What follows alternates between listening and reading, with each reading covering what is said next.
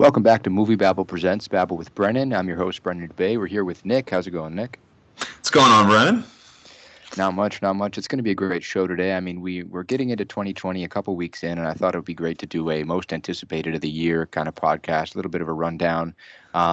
We didn't really think that The Grudge was going to make either of our lists, so we decided, you know what, we don't have to rush for it right on kind of the turn of the year into 2020. We can wait a couple weeks. So it's going to be no particular order. We'll save kind of our most anticipated for last, but we're kind of just going to run through 10 films that we're really looking forward to with a few honorable mentions near the end as well. Nick, you want to start things off for us? Yeah. So weirdly enough, my first movie doesn't have a title.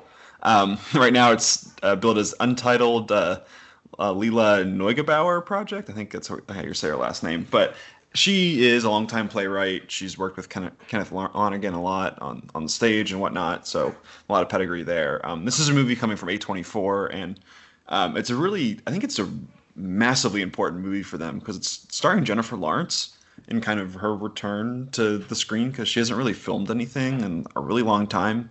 I mean, we had Dark Phoenix come out this last year, but there was so many reshoots and stuff like that. That movie it took forever, and so she really hasn't. I think it was actually she took a year off from like working on any projects, kind of like deal with like whatever she wanted to deal with, and I think that was probably good for her because I feel like there's a moment in there where where we kind of all just turned on Jennifer Lawrence. I felt kind of bad because I mean a lot of like her personal stuff was just all over the news and everything. It just felt like I don't know. It was a really bad wave of press and just things going on in her life, and you can kind of see that from the last couple movies that she made. I mean, Mother and Red Sparrow are just very angry movies, and they're just. It feels like she's getting a lot off her chest in those. But I don't really know what this movie is about, but it seems like from the log line, basically all we have is that it's a movie about a soldier who suffered a traumatic brain injury in the war in Afghanistan, who's back home, kind of just struggling to adjust back to life. And it stars Jennifer Lawrence and Brian Tyree Henry. So just two really good people to put in your movie. Yeah, I don't really know what this is about, but at this point you got to trust A24, and they just have a really good picker for things. And it's first time writer, first time director on the screen. They have a way of getting really important and thoughtful voices on screen. So besides that, I don't really know anything about this movie, but I would bet money on it that it's gonna be really great for them. Yeah, I mean that's definitely going to be a big one for Jennifer Lawrence. I think that's going to be a huge return, and I mean she's got the star power, obviously. And I agree with you. I feel bad for kind of what happened to her. I think that we just got so much of her in such a short amount of time, and it seemed like people just I don't know they just kind of love to hate her for a little bit. But I mean she is such a talent, and it's going to be great to see her back in a good role. Yeah, and it's so true though. I feel like we did really get inundated for a while, and it seems like people just kind of were. It was like one of those things where she's just so popular that everyone just started just getting like just turning on her for that. But yeah, this is 2020 is gonna be a big year for her because she has this, and she's also starring in the next Adam McKay movie called Bad Blood, which is based off of Elizabeth Holmes and the Theranos debacle. There's a really good HBO documentary on that called The Inventor: Out for Blood in Silicon Valley, which I saw back at Sundance last year. So yeah, that's a great role for her. It's probably like the most perfect casting you can do. But yeah, she's coming back big time in 2020, and I think this movie is going to be a really special, just probably smaller budget, and a lot of just showing how good Jennifer Lawrence is as an actress because she's just really great. I think we've kind of forgotten that in the past couple of years. Yeah, I really like that. I think it's important for actors and actresses just to kind of tone it back sometimes and do a smaller film and really just focus on their strengths. And this seems like it's really going to play to her strengths. So that's a pretty good first pick there. I'll jump into mine now. It's To Five Bloods. It's a Spike Lee film. His first one since obviously Black Klansman in 2018, and this is big because it's a Netflix film. They're coming out big. I mean, they got Spike Lee, they got a David Fincher film coming out this year as well. But this is a pretty interesting one. It's kind of billed as an epic war drama. It's about four African American Vietnam vets. They returned to Vietnam in search of the remains of one of their fallen squad leaders. It's a war epic, and apparently this film might be well over 2.5 hours. So that's a pretty interesting thing. I always love when films are built as epics and they just have these gargantuan run times, and it seems like it might be similar to Scorsese's Irishman with kind of the Netflix deals. Maybe Spike Lee couldn't have gotten this film to be this long with another studio. Who knows? But you have a pretty good cast here. Chadwick Boseman's in this film. Paul Walter Hauser's in this film. Jonathan Majors is in this film. Giancarlo Esposito is in this film. You have a great cast there. I'm really looking forward to it. So that's The Five Bloods. I don't know when it's coming out. They don't quite have a set release date yet, but it is going to be later on this year, and it'll probably be playing for some awards as well. Yeah, my bet is that's definitely the same with the Untitled Jennifer Lawrence movie. Both of these movies are probably going to come out in the fall sometime because it's just a lot of great star power. And yeah, I'm very looking forward to this film as well because Netflix is the kind of what Netflix has been doing with all these just great filmmakers is they're just going to overpay and just kind of let them do whatever they want. So that's how you get a 3.5 hour long Scorsese movie. And all these things. That's how Marriage Story gets all these great stars and the budget that it has. So yeah, it's at this point, whenever there's a big name going to Netflix, I get really excited because they have a lot of shit. And I think in my worst of the year column that I wrote, that like a third of the movies were Netflix originals. They make so many bad movies, but when they have when you see someone like Spike Lee show up on the service, that's something that you gotta look out for because it's probably going to be something at least that's wildly interesting. And it's going to be great also to kind of highlight Jonathan Majors and get him a little bit more into the scene. Yeah, and he's like I've said earlier, like on other pods, his performance in The Last Black Man in San Francisco was probably my favorite of the year, at least on the male side of everything. He's just outrageously good in that, and I'm sure Spike just thought of some incredible dialogue for him to just spout because he's so good. But yeah, and Chadwick Boseman too, and Paul Walter Hauser. This movie, it looks like it's probably going to be pretty incredible. Oh, definitely. Yeah. What do you got next? My next one, actually, I hadn't really thought much of this movie until I saw the second trailer for it. It came out a few days ago, which was Birds of Prey. I think I'm kind of on the record, and I mean, I'm not done with superhero movies, but they have to do a little more. It can't just be a build up to a third act where everything's falling from the sky and people are punching each other anymore. It needs to do something a little different. And Birds of Prey just looks lovely. I really love what Margot Robbie is doing in this, at least in this trailer. And it seems like just with an injection of a different perspective on this character. I mean, in Suicide Squad, it was definitely a lot of leering shots at Harley Quinn, and it was definitely like from a male perspective. And it definitely seems like a great recalculation of that character where it's just focusing on her zippiness and just her quirky and possibly psychotic personality.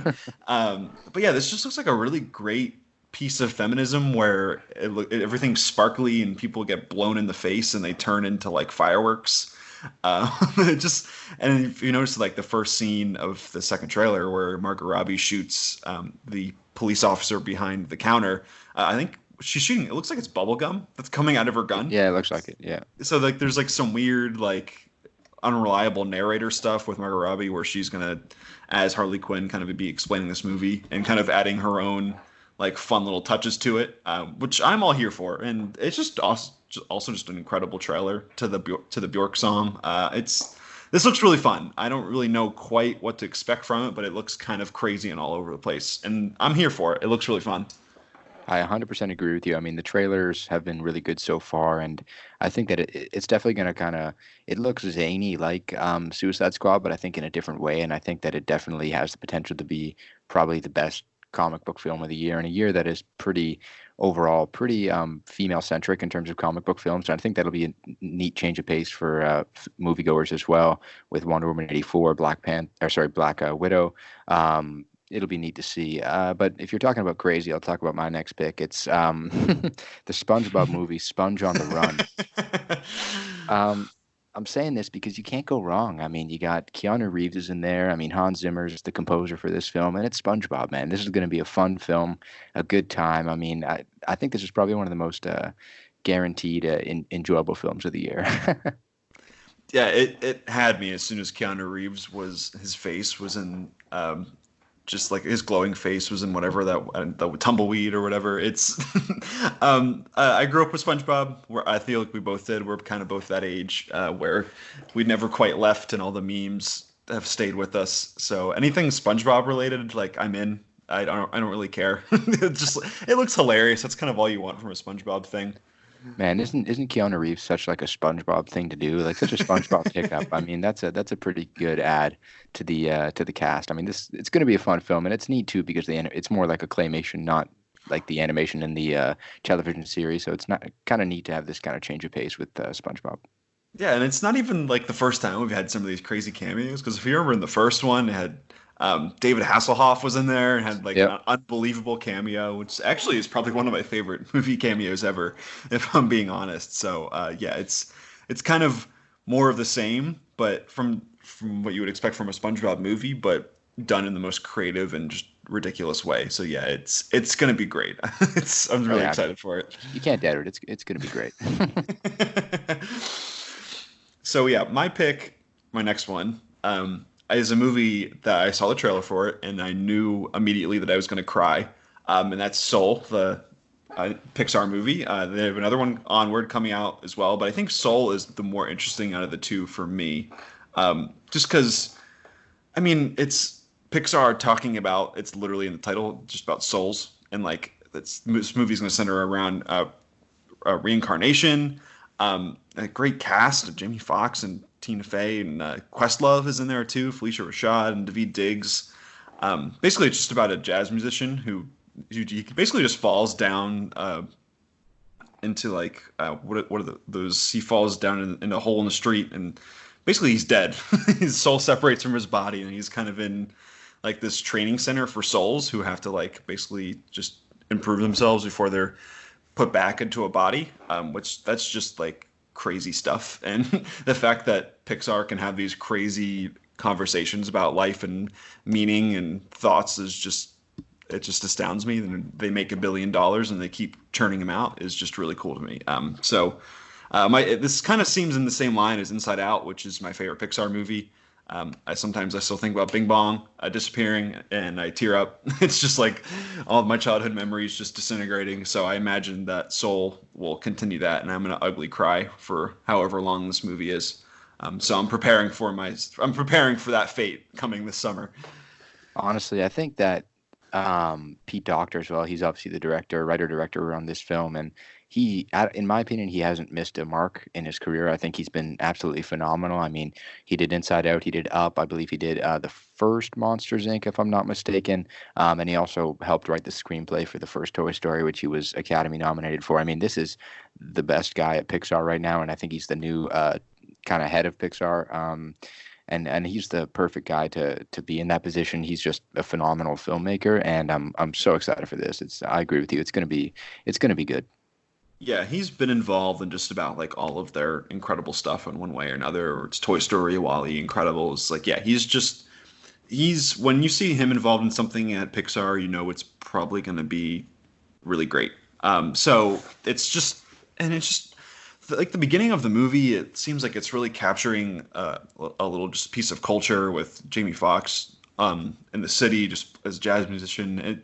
It's tackling something a little different than what we normally see in a lot of kids movies. So I can't wait. It's gonna be really great, and I'm gonna be just a mess afterwards.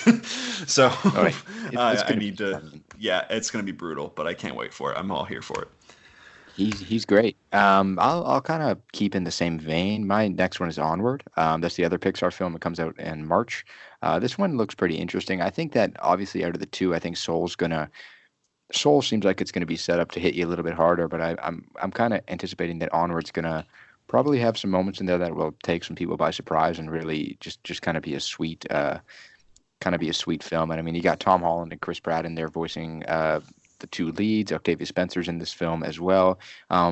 It looks pretty interesting. I mean, obviously it's an urban fantasy. It's about like troll type characters. They use magic. They live in this kind of magic world, and I think that it's going to be a cool family film, a cool family dynamic, and a cool kind of brotherhood story. But I gotta throw this in there because I always love to see new original Pixar films. I know they haven't quite been up to par this last decade. I mean, there have been some phenomenal ones, but I think they've missed their mark a couple times. But for the most part, they're always pretty solid, and I'm really excited this year just because of obviously Soul and Onward. That's two original films, and that's what we want to see from Pixar, right? I mean, it's great to see all these franchises come back many years after their predecessors, but it's always great to see a Pixar original.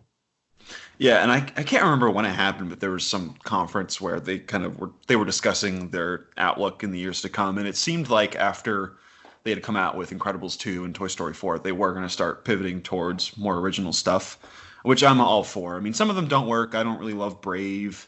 The Good Dinosaur. I mean, there was a lot of production issues with that, but that's also another one that I'm not totally in love with. But yeah, I'm actually really interested in Onward just because there's part of that where it's like a road trip movie, but there's also like they're looking for their dad, if I remember correctly, and he's like Yeah. half of his body is there, so it's just like the waist down, which is just a very strange image to put in a kids movie. I think this movie is there's a lot of window dressing with all the fun kind of dwarf and all these fantastical things that they're kind of dressing up this world with, but I think there's definitely something more to this, and I think a lot of heart there that I think will kind of cut at us cynical older people. I think Onward is. I don't know if it's going to do really well at the box office, but I think there's a lot there, and it could be really fascinating. No, for sure. I definitely agree there. But yeah, my next movie is one that I don't really know anything about, and that's Dune.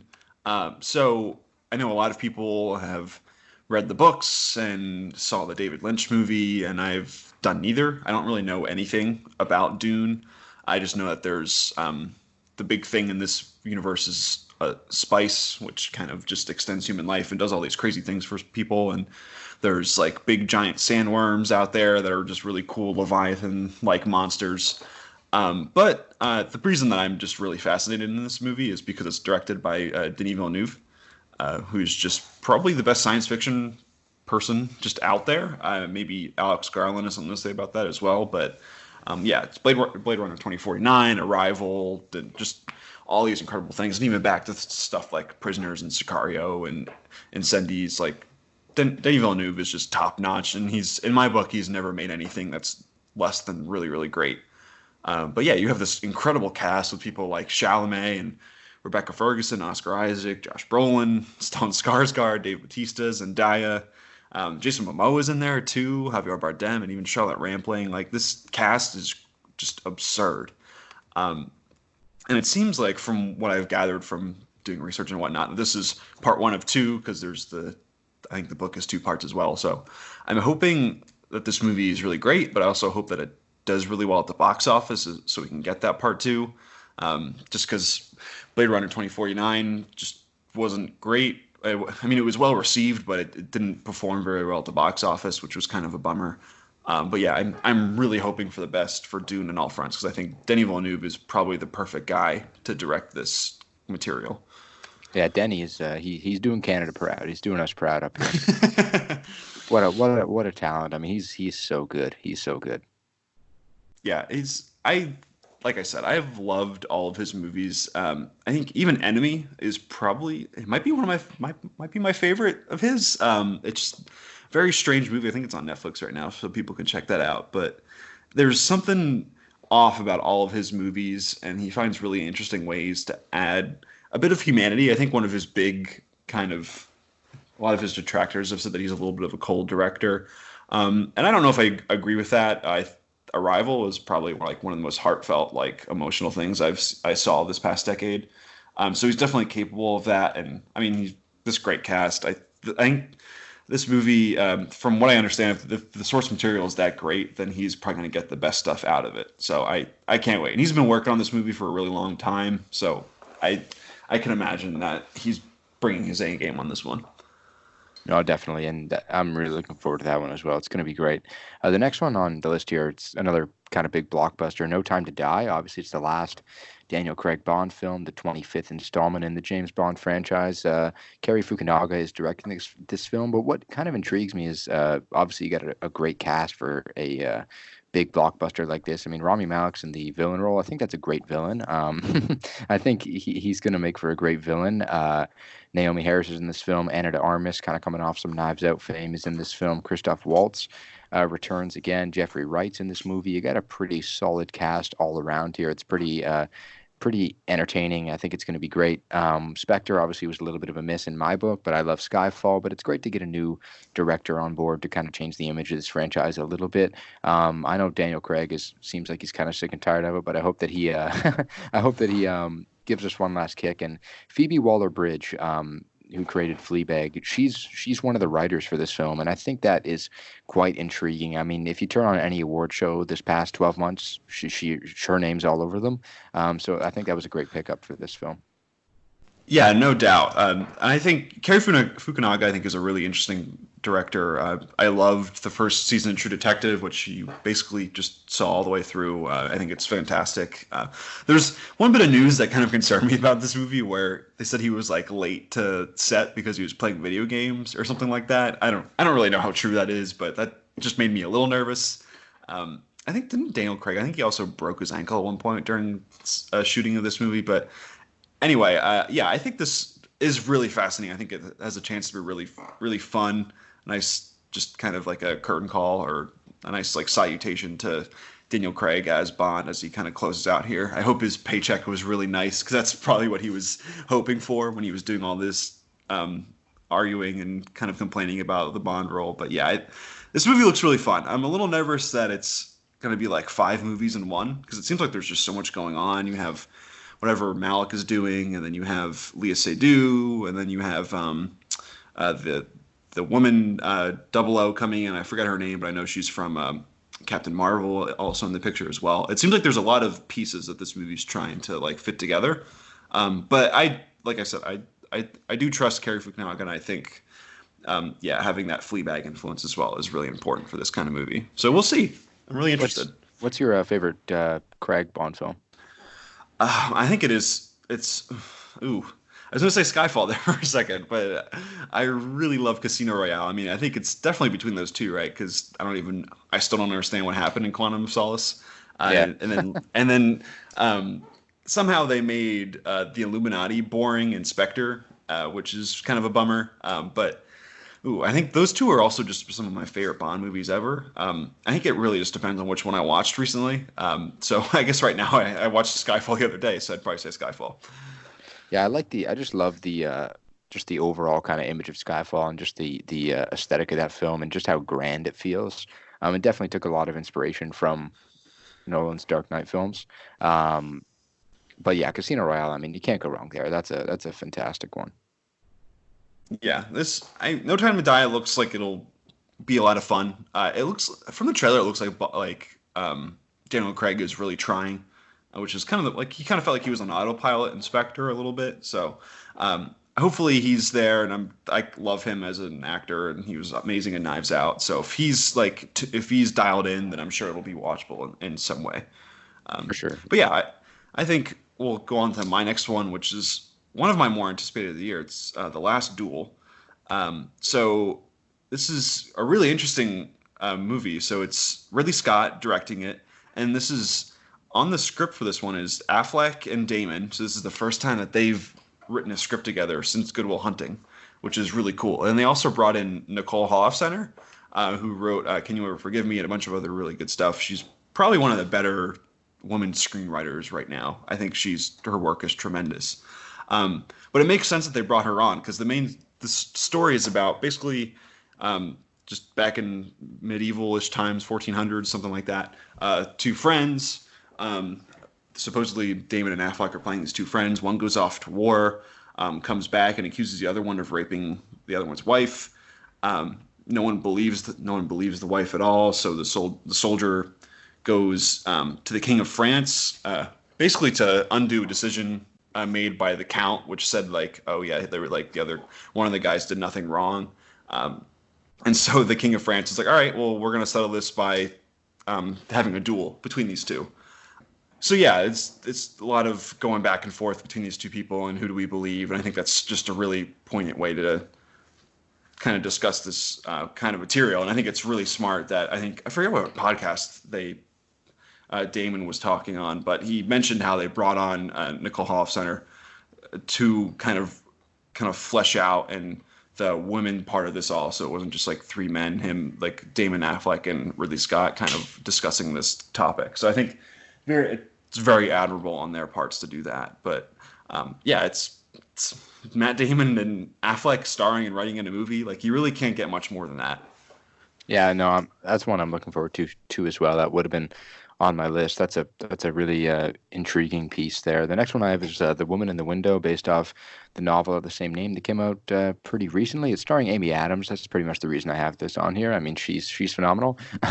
Joe Wright's the director of this film, and he's not a bad director. He hasn't done a ton lately. I mean, he did The Darkest Hour a couple years ago with Gary Oldman, but he brings back Gary Oldman for this film. You also got Jennifer Jason Leigh, Julianne Moore. So you got a pretty strong overall cast here. Brian Tyree Henry's in this film. Tracy Letts is in this film as well.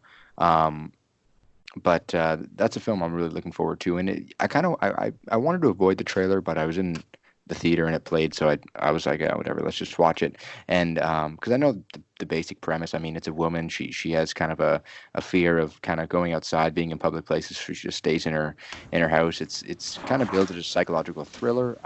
So I hope they really do deliver on that part. But it's Amy Adams. So I mean, I'm looking forward to it. Yeah, I'm there too. Amy Adams is just tremendous. I love her and everything, and she makes everything better. I can't tell if this movie's going to be like schlock or really, really good. So It could definitely be awful. it could be really bad, but like in a really entertainingly bad way. So, I mean, either way, I think we win in my book. But yeah, this could be really fun. This could be like one of those weird middle of summer things that comes out of nowhere, and everyone's like, "What the fuck is this?" Yeah, no, I hope it delivers. But either way, I mean, she can do no wrong for the most part. It's just let's hope everything around her is up to par. Yeah, she's never been the problem in any movie that she's been in. That's for sure. Oh yeah, for sure. What do you got next? So my next one is a little smaller one, but it's The Souvenir Part Two. So The Souvenir, which came out this past year in 2019, and I saw it at Sundance back at the beginning of the year. It's kind of one of those movies where it's very austere, very slow moving. It's about a bad relationship between this film student who's played by Honor Swinton Byrne, Tilda Swinton's daughter, and Tilda Swinton's also in the movie playing her mom. And she has this really bad relationship with this guy Tom Burke, who kind of he plays himself like he's very much more important and like worldly than he really is, because what it turns out is he's a heroin addict. And the movie's a lot about how we kind of maybe forgive or don't or look past some of our partner's kind of grosser tendencies because we're kind of either blinded by love or really want to feel loved and feel like we're a part of something. And it's a really thoughtful movie, and it was one of those things where I watched it, I thought I was like, wow, that's probably like a half an hour too long because it's really slow moving, and I wouldn't really expect anyone to like any so-and-so film watcher just to watch it and then be like, oh, that was incredible, because it's very slow moving. You really have to get on its pace, but after it's one of those movies, it just kind of hangs around for a while, and you like it more and more, and then kind of by the time that I was making my end of the year stuff, ended up being one of my favorites of the year, and I think it's tremendous. So this is really cool that we get a kind of a continuation of this story, which is, especially since another A24 movie, and I mean, how often do we kind of see these things on such a small scale get sequels? I think that's really cool. So I don't really know much about what this movie is. Joanna Hogg is coming back to direct it. Honor Swinton Byrne is back in it as well, and Tilda Swinton is in it as well. It was funny, Robert Pattinson was supposed to be in it at one point, but then his schedules kind of got crossed because he's going to be in Tenet, so that kind of screwed with everything there. But Joe Alwyn, Taylor Swift's Bay, is going to be in this movie. So I imagine that he'll kind of probably be like a new love interest for her or something like that. But I can't wait for this movie. I don't really know what's going to be, but I think it has the potential to be really cool and become. If this movie is good, it has a chance to become like one of these like indie like romance like sagas that people fall in love with for years and years. So I'm really excited for this one. Yeah, I mean, the first film was great. So I mean, as you said, it's really neat to see something on this kind of small of a scale branch out into a sequel or maybe into a potential franchise. I think that's a really interesting prospect, and A24 as well. I mean, it's always cool to see that happen. I mean, just you don't see it often, so it's something that should intrigue film fans for sure. The next one I have is Last Night in Soho, The Last Night in Soho, which is Edgar Wright's next film. He obviously did Baby Driver and a bunch of other British films, and he's a fantastic director and writer. He makes some very entertaining films, so I'm looking forward to this one, especially because it's utilizing time travel. I don't know too much about the movie, but I know that you got Thomasin McKenzie and Anya Taylor-Joy in this film as the two leads. I think that's enough to sell the film for me, and with Edgar Wright behind the camera. But I mean, it's going to be neat. Have you really been looking into this film at all? I am really interested in it. I'm not the biggest Edgar Wright fan. I know a lot of people love him. I like a lot of his movies. I don't like Scott Pilgrim versus the World or whatever it's called. I don't like that movie very much. I think a lot of his editing choices, what people think are really fun, I think they're kind of like obnoxious and they get really tiring. But I do love a lot of his movies as well. I think Baby Driver is tremendous. Um, so I mean, sure, great cast, time travel, why not? It could be really fun. It'll be neat, and it's kind of going to be a psychological horror as well. So it's going to kind of dive into a vein that maybe he hasn't jumped into as much as some other areas. So I'm really looking forward to it. It's a focus features film, so it should be pretty solid. But yeah, I mean, this is a director. I think, as you said, you don't love all his films, but I'm kind of in this similar boat as you. I don't love all of his movies. I like a lot of his films, but I just like the premise here and the two leads. I mean, Anya Taylor-Joy, I think, is going to become one of the better actresses over the next few decades. Yeah, and she has another movie coming out this year called Emma, which I'm really looking forward to. But yeah, she's great. I love everything that she's in. There's absolutely, yeah, no question there. Definitely, and even Thomasin McKenzie. I mean, she was good in JoJo, and then Leave No Trace the year before. I mean, she's on a little bit of a tear, so it's going to be great to see her also kind of get put out there a little bit more as well. Yeah, she's definitely on the rise, absolutely. But we'll shift to my next one here, which is a movie that I've been looking forward to for a while. It's called The Last Thing He Wanted. It was originally supposed to come out for awards contention this year, but I think this is a Netflix film. I think they wanted to push it until 2020 just to give it a chance to maybe give the chance for The Irishman and Marriage Story and all the other things they have a little room to breathe, because I think this is definitely going to be a awards contender.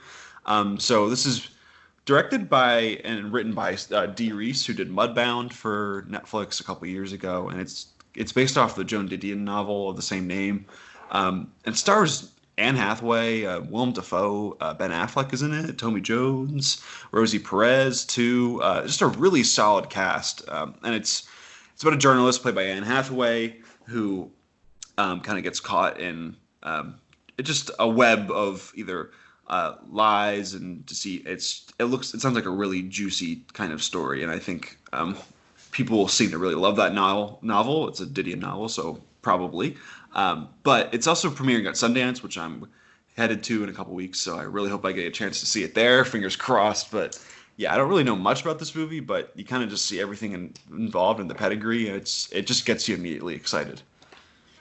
Yeah, I mean that's an interesting one. I mean, Anne Hathaway is probably one of my favorite people in the business right now. I mean, she's obviously terrific, and Ben Affleck in good stuff. I mean, you got that, and The Last Duel. He's gonna have a pretty good year, and Willem Dafoe. I mean, he can do no wrong as well. So yeah, I think it's smart that Netflix held off on this one, push it to next year, see how it does next year. Because I mean, they were way too busy this year, but it seems like they're gonna get pretty busy again next year with their awards films.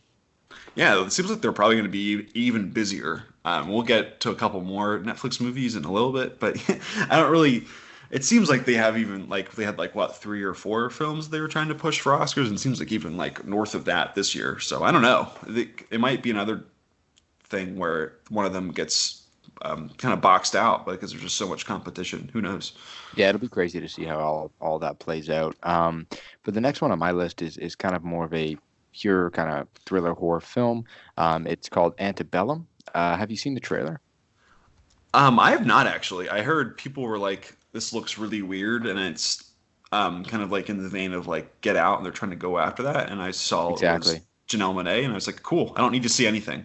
Yeah. I'll come wait for the So yeah, trailer.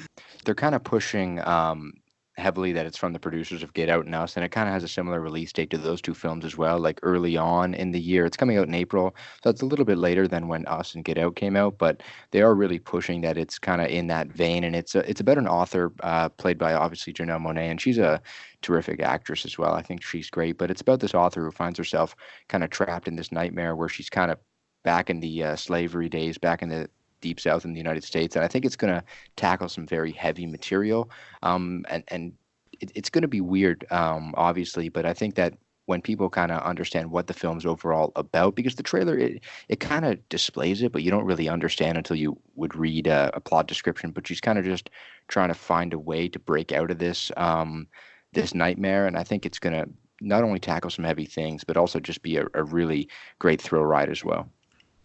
And I feel like has Janelle Monáe like ever had like a starring vehicle for herself? Because she's been in so many great like things, but I don't think it's ever been like starring Janelle Monáe. Which so I'm really excited for her to get that chance. Yeah, no, I don't think at all. I mean, she's always been a great supporting actress in all the films she's been in, so it's going to be great to see her front and center, and she deserves it too. I mean, she's a great talent, and this seems like a really good vehicle for her to kind of get behind. Yeah, no doubt. Her role in Moonlight is one of I just love her in that movie. But yeah, I can't wait. It looks really fun. So I guess we'll transition to my next movie, which is The French Dispatch, which is Wes Anderson's new movie. Basically, there's not a lot of information about this one either. This is through Fox Searchlight, so I imagine that they might try for some type of awards consideration for this movie as well. But basically, it's set in an outpost of an American newspaper and a fictional 20th century French city. So there's a lot of Wes Anderson just kind of buzzwords in there, where it's just a fictional European town, a lot of interesting characters. He has his calling cards. I'm sure there's gonna be a lot of symmetry in this movie, a lot of bright, vibrant colors, and a lot of goofy, deadpan deliveries. And it's also just an incredible cast. You got this might even be a bigger cast than for Dune because it has Frances McDormand, Bill Murray, Timothée Chalamet, Jeffrey Wright, Benicio del Toro, Leah Seydoux, Tilda Swinton, Saoirse Ronan, Kate Winslet, Elizabeth Moss, Willem Dafoe. It just keeps going and going. I got Christoph Waltz, Owen Wilson, Adrian Brody, Jason Schwartzman, and you got Henry Winkler in there too. This cast is really stacked, and I imagine just from so many great actors in it. This is like this centers on 3 storylines. I wonder if it's going to be like some type of like small anthology type of film. Either way, so much great talent in here. Wes Anderson is terrific. I didn't love Isle of Dogs, but I really enjoy his work overall. So really interesting. I can't wait for this one. Yeah, it's great to see another one of his films, and I mean, it's obviously going to be a heavyweight come award season. I mean, with a cast like that and just his vision, it's going to be good. Yeah, it's a Wes Anderson movie. You know what you're going to get at this point, and it's probably going to be pretty delightful, and you're going to like it. And do they have a release date yet for that film? I don't think so. I imagine that it'll probably be, since we don't know anything about it yet as terms of release, it'll probably be sometime in the fall. Yeah. Or one of those. That would be my guess. Okay. The next one I got is a Steven Spielberg film. I love Steven Spielberg. I mean, I think he's made some gems. He's not as good as he used to be, but I'm happy to see him here tackling a musical. It's his rendition of West Side Story, starring Ansel Elgort. It's coming out. It kind of has a Christmas-ish release. It's coming out in late December of 2020, and I think that Steven Spielberg, this is going to be kind of the film where I think he competes big time in next year's award season because, I mean, it's a musical. I enjoy musicals for the most part, but I just don't think I see enough of them. So I'm really excited to see what he has to do with this film. I mean, it obviously is the classic story of two people who fall in love and they just can't because they're from rival gangs. I mean, it's just a kind of a classic tale that could be told in so many different ways, but I'm just excited to see him tackling a musical. Yeah, I don't when I heard news that Spielberg was doing this, my first response was why. I don't really know why you need to do West Side Story again, but it seems like because Spielberg is like connected to so many different projects, and he said he's doing like 10 different things at certain times, and a bunch of them fall by the wayside. But he was adamant that he really wanted to make this for a really long time. So it seems like he found something in there that he can update for a new period, and who knows? I mean, it's Spielberg. You really can't like go against him at this point. Like if he really has a vision for something, that it's probably really good. So yeah, it's one of those that I'm not crazy about, but I imagine will be a lot better than I'm initially thinking. Yeah, I mean, this is going to be neat too because it'll be the sixth decade that he's kind of had a feature film released in. His first one back in 1971, his first feature film came out. So now we're jumping like almost 50 years later with West Side Story. I think that's just kind of a really cool thing, and he's just such a great director. That's crazy to think about. We're all getting old. Yeah, That it's makes me sad. It's sad. scary. Yeah, so my next film is another Netflix movie. And I wonder if this one, I imagine that Netflix will probably make an awards push for this one, but I don't know quite how it'll do because this is Charlie Kaufman's latest movie, writing and directing this movie, which is really cool. But this is called I'm Thinking of Ending Things. Um, so obviously he's done Eternal Sunshine of the Spotless Mind. He wrote that and wrote Being John Malkovich. He wrote and directed Anomalisa a few years ago. Just one of the most fascinating writers that really kind of gets at just kind of life in general and kind of despair in all these really interesting ways. And Being John Malkovich is one of the most creative movies that you'll see. But yeah, I'm Thinking of Ending Things. Basically, we don't know much about this one either because it's probably going to be released later this year. But it's a man takes his girlfriend to meet with his parents, but they find themselves going on a terrifying detour as it becomes a twisting mix of palpable tension, psychological frailty, and sheer terror. I don't. That's the log line. I don't really know what that means. But if it's anything like any of other Charlie Kaufman's movies, it's going to be very bizarre, but really heartfelt, and I can't wait to see it. Yeah, I mean, he's a great filmmaker, and I mean, he's had so many hits over the years. So I mean, I don't know how well this is going to play kind of for a major audience, but I think it's another great Netflix pickup, and he's such a visionary. So it'll be cool to see how this film plays out, and that's a really good pick. He hasn't directed too many films in his life, right? He's written more than he's directed. Is that right or no? Yeah, so this is only his fourth directing credit, and he's written was like 15, 20 things at this point. So yeah, he's kind of he picks and chooses what he does. So yeah, he seems really interested in this one. So we'll see. Yeah, no, I mean, wonderful career. So this is gonna be really cool, and that's one that I almost had on my list too. I mean, you want some emotion sometimes, and he's definitely going to deliver. People will be swelling up. The next one I have is kind of a major guilty pleasure, especially considering how this franchise is kind of turning. But it's Godzilla versus Kong. God, I love monster movies, and I've always wanted to see a modern day Godzilla versus Kong. I mean, the only one that has happened before is 1962. That's two guys in a suit, pretty much. Um, I mean, I just want to see these big CGI monsters go at it. I don't care. I don't care about the plot, the human characters, whatever. I know they got obviously the big names back again. I mean, the MonsterVerse is. There's been some issues with this film as well because after what happened with King of the Monsters this past year, I mean, it didn't do too well at the box office. It made nearly $400 million, but that is not what they want. I mean, it needed to be on par with the first one, and it wasn't. So they decided, let's push this movie back 6 months and let's make it better. That doesn't sound too good, but I don't care. Um, the cast, I mean, Skarsgård's there, Millie Bobby Brown's back. Denai Guerrero is here from Walking Dead. I believe she's in this film, or she was attached to it at one point. Brian Tyree Henry's here. I don't really care though. I mean, it's about Godzilla. It's about King Kong. You just want to see the two big monsters go at it, and I hope they deliver on that. But I mean, I was nervous when they said they were pushing it back to make it better. But even if they said they had to switch 20 directors, this would still be on my list just because of how badly I want to see this happen. So I mean, there you go, Godzilla versus Kong. Yeah, sometimes you just have to see giant CGI monsters wreck each other. Exactly. And like I watched King of Monsters, and everyone kind of hated it, but I thought it was fine.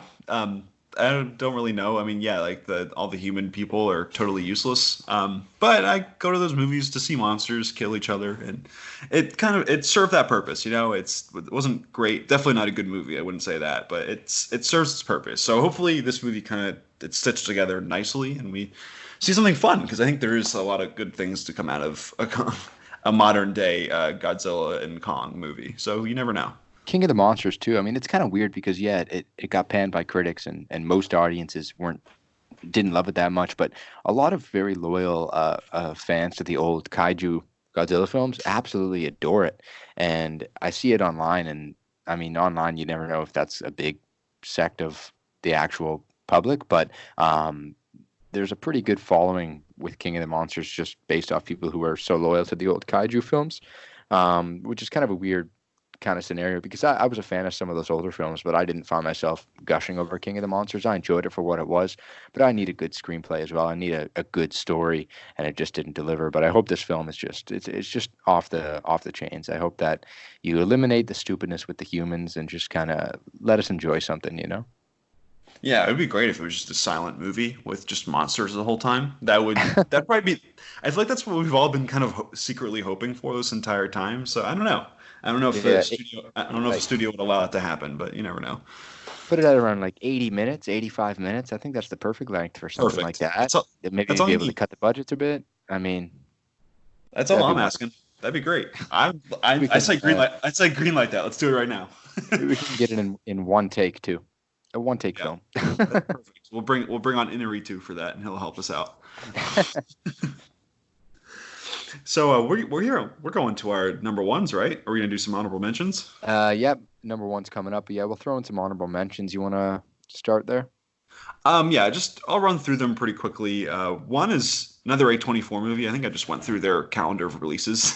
All of them sounded really interesting to me. So this first one's called False Positive. There's really no information about it, but it's a horror movie written by Alana Glazer for Broad City, which is just fascinating. She also stars in it and also stars Justin Theroux and Pierce Brosnan as well. So don't really know what this movie is, but color me intrigued. I think that's really fascinating. And then another one is another A24 movie, very on brand here on this pod. But another one where I don't really know much about it, but it stars, it's called Come On, Come On, and stars Joaquin Phoenix. So I'm in there. And it's directed by Mike Mills, who directed 20th Century Woman, which is just a delightful, just really thoughtful movie that came out a few years ago. So that's another one. And then my last one is called Annette. And it's directed by Leos Carax or Cara. I don't really know how to say his name, but he directed Holy Motors, which is an art house film that people love, which is one that I've been it's been on my list to see for a really long time.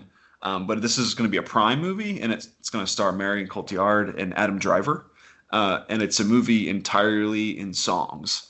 So I don't know quite what that means, but I color me intrigued there as well. That sounds really weird, and I'm here for it. That does sound good. And yeah, Um, that's all I had. yeah, my honorable mentions. I kind of use them to kind of throw out some of the blockbusters. I know I had a couple of the blockbusters in there, but I remember you said you weren't giving up on superhero films, but they need to do more for you. For me, I agree, but I'm not ready to throw them away, so I just threw them all in my honorable mentions. My honorable mentions, I just pretty much have. I got the Eternals because you have a really good cast there, and I think that it's going to be something different. Which is, I think, obviously what we need. I'd love for the MCU to just tone it down, maybe take 2 years off, but they're not doing that. So, I mean, they're going to bring us the Eternals. You got a pretty solid cast for the most part, a huge ensemble. So I hope, I mean, they deliver there. Wonder Woman 84 is another one I threw in there because it looks pretty neat. I didn't dig the trailer, but I mean, Patty Jenkins, good director. The first film was pretty good, and just going to throw it in there. Invisible Man is one that I threw in here. That's a film that the trailer shows way too much. So if you haven't seen the trailer, don't. But obviously, it's The Invisible Man. It's starring Elizabeth Moss, great actress. This thing looks really good, and it looks like it can be fun. It looks like it could be bad as well, but I mean, it looks like it could be a lot of fun because you got a great premise there. I know you're an Elizabeth Moss fan. Do you think that is this something you're looking forward to? I am really excited for this movie. I think like I'm weirdly like too excited for it as well, and I was like debating putting it on my list of 10. I just think she's great. Lee Winnell, I really like him with all the Saw stuff with James Wan and everything, and he did Upgrade a year or two ago, which is just wonderful. A great genre movie if you haven't seen it. But yeah, this just looks like a really cool update of the Invisible Man story.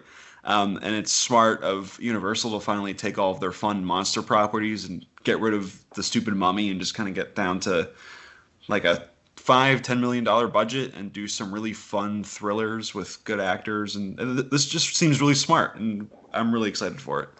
It's the perfect way to take this franchise. I mean, it's the perfect way to take it. I mean, this is going to be interesting. I mean, who knows? It could be bad, but I mean, this is. I mean, Lee Winnell, as you said, Upgrade's a good movie. I mean, hopefully he had what he needed to make this thing good because the trailers just. I mean, they show a lot, but they look like it's going to be a lot of fun and just really interesting and just a great kind of early thriller. I think it's coming out late February, so be on the lookout for that one. You want to go with your top pick, and then I'll go with mine. Yeah, so my top pick of the year, I think it has to be Mank. It's the new David Fincher movie. I've been waiting for a Fincher movie for years now because he's been really involved with Netflix and doing House of Cards and Mindhunter and all these things. But now he's back with Netflix for a movie this time, which is just the greatest thing ever. I think Fincher is probably quietly one of the most important and probably the best filmmakers that we have. So this movie is based based off of Herman J. Mankiewicz and kind of his fight with Orson Welles over screenwriting credit for Citizen Kane.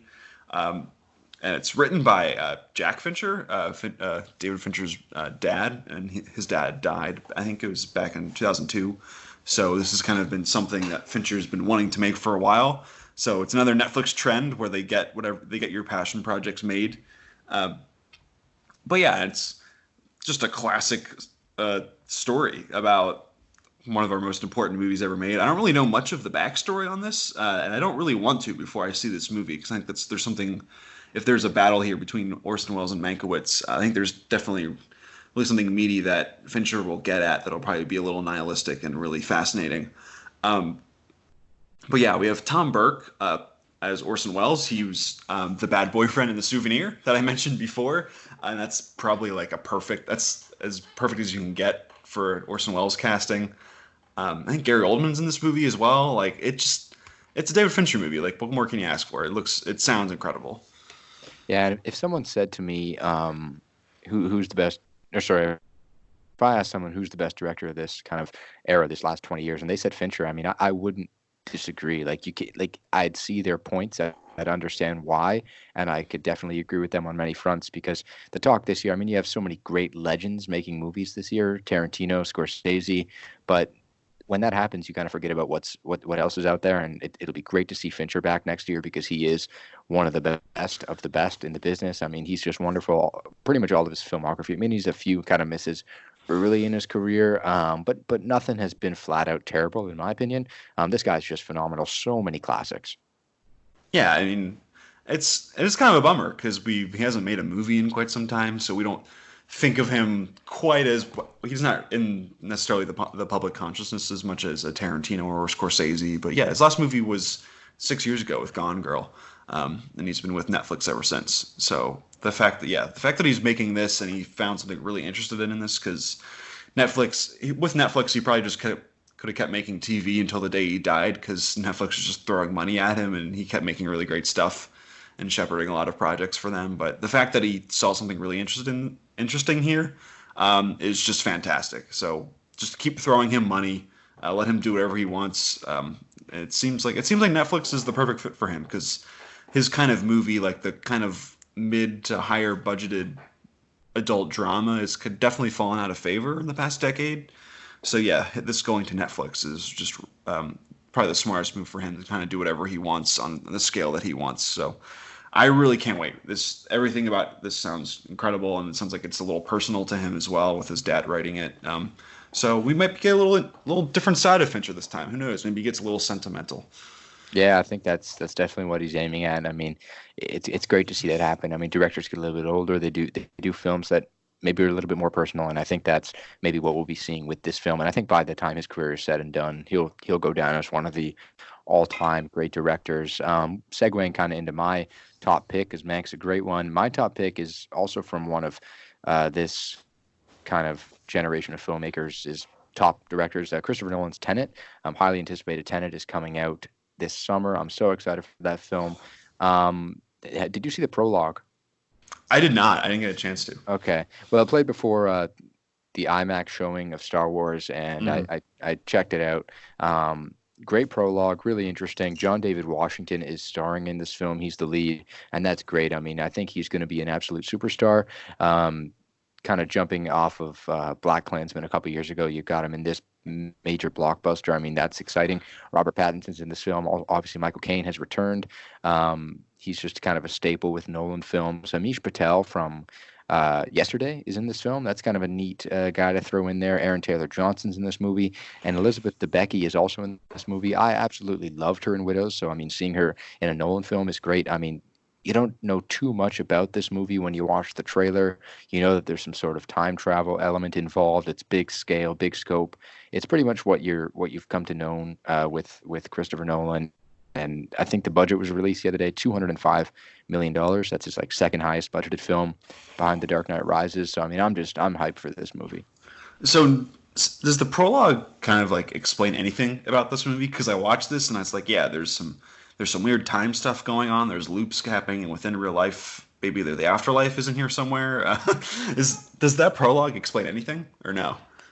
Uh, like I don't want. I'm not going to go through too much of what happens in it, but essentially, John David Washington's character is going through a little mission. He kind of has a mission he's going on, and at the end of the mission, he's talking to somebody, and they pretty much just kind of reveal that what he's looking for hasn't happened yet, and it kind of blows your mind there. It's about a 6 minute prologue, so it was kind of funny. I remember watching the movie in theaters, and you had people kind of because it played before Star Wars, obviously, and you had people come in and they were kind of looking up and they're like, "Are we in the wrong theater?" And they walked out because it seems like you're walking in right into the middle of a movie, right? Because you got this 6 minute scene going on, but no, they don't really explain too much. Which is cool with me. I mean, it'll be neat to kind of just go into this thing blind. I remember Robert Pattinson also read the script a while back, and he said it absolutely blew his mind. And there was rumors that this thing, I mean, there's no runtime released. I doubt it's going to be like well over 3 hours. It's probably going to be in the upper 240s, like Interstellar, and some of his other kind of bigger epics. But I remember there were like rumors that this thing's going to be like 3.5, 4 hours. I don't see that happening, but whatever it is, it's going to be an epic for sure. Yeah, and I'm actually really looking forward to this movie. I'm not the biggest Nolan fan, and maybe the Nolanites on Twitter might get at me for that. That's fine. But I really like all of his movies, but I really struggle saying that I love any of them. Weirdly, I think The Prestige is my favorite Nolan movie. Because I don't really love a lot of his writing. I think he's a very cold director. So every time he tries to inject a lot of like emotion, I just don't feel any of it. Which is why I'm really excited for Tenet, because this movie looks cold and cynical as hell. So I think this has a chance to be incredible because of all those things. And he's just going headfirst into what he knows best, which is a lot of slick people in suits talking coldly to each other and kind of being surrogates for himself. So I can't wait. This movie looks really cool. You have no quarrels with me on that one. Yeah, you also have, I think you'll like this a lot. I don't know if you know this, but the editor for this film is Jennifer Lame. Beautiful. I love it. Obviously, big Noah Baumbach collaborator. She did obviously Marriage Story, Meyerowitz Stories, a couple of his other films. Frances Ha. She's also done Midsummer, Hereditary. Seeing her now jumping into a big blockbuster and becoming the editor for one of Nolan's movies, I mean that's just cool as well. Yeah, I I mean, it's kind of we're at the point now where like all these like time stuff and the crazy Hans Zimmer score and everything, like you can kind of like parody a lot of what Nolan does, but a lot of it just works, man. He's got a really thoughtful, just crazy creative mind. I mean, sometimes it doesn't always work, but I mean, there's a reason why he's one of the few guys, or basically the only guy, who gets these crazy budgets to kind of make these crazy new, never before seen stories. He has a really interesting way of creating all of his movies, and seeing every time you see them, you see something you've never seen before. Like a lot of this movie looks practical, which is really cool considering so much stuff is just going in reverse while things are going forward. I don't know how you film that, but yeah, he's one of a kind, for better or for worse. And I mean, obviously, it seems kind of relevant too. I mean, not to be too touchy on anything, but I mean, the film's about a guy that's going to prevent World War III. So, There you go. uh, We're on the memes. I mean, but I mean, yeah, you're right. I mean, he's a director that's committed to film. I mean, he shoots on film. He shoots in IMAX, 35 millimeter, 70 millimeter. He does what he does, and he's very committed to it. And whether you like him or not, as a big film person, I think that you can admire the fact that he's one of the only directors that can just sell a movie based off his name. Like, I mean, there probably aren't too many other directors that take this same premise could make the money that he's going to make with this film, presumably. Because I mean, you just look at his filmography, and he just makes so much money off films that otherwise would probably be bombs. Yeah, it's really true. I really the only people you can think of that can sell movies off their name is probably Tarantino at this point. Like even Scorsese, like Silence did nothing a few years ago. Mm. Maybe Jordan Peele after he gets a few more movies under his belt because he seems like he's kind of poised to be that next auteur that everyone knows. But yeah, it's basically him. I mean, especially on his scale, because who else is getting $200 million to create some weird creation that no one's ever seen before. Like it's incredibly unprecedented, which is why I can't wait. I haven't read. I don't love all his movies, but you see a Nolan movie and it's not quite it's nothing like you've never seen before. That's for sure. Definitely. But yeah, I mean that kind of rounds out our most anticipated for 2020. And I know people are upset. 2019 is coming to an end. A lot of people love 2019. A lot of great films that year. Such a deep year. So many great filmmakers coming out. A lot of great debut films. But there's a lot to look forward to in 2020, and I hope people are very open to that and looking forward to the year in film because there's so many hidden gems too that we didn't touch on that are going to come out of nowhere and we're both going to fall in love with. So I mean, it's going to be a good year, and I hope it ends up being a very fulfilling year as well.